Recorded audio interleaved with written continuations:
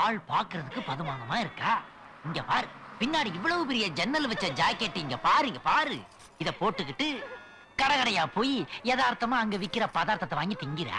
அவனுக்கு எல்லாம் இவ்வளவு லுக்கு விடுறாங்க. அதுக்கப்புறம் பஸ்ஸுக்குள்ள வந்து ஒரு நாள் முழுக்க பிரைஸே விழாத லாட்டரி டிக்கெட்டா வித்துட்டு போய் நைட்டு அசந்து படுக்கிறா.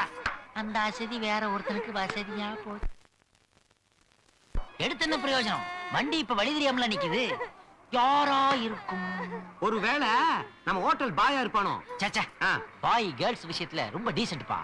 புடிச்ச அந்த நாகப்பட்டினம் யாரு? கணேசனா? போயா நீ. அவனா? ஒரு ரூபாயையும் ஒரு பிகரையும் பக்கத்துல பக்கத்துல வச்சா முதல்ல ரூபாயை தூக்கிட்டு ஓடி வாங்க.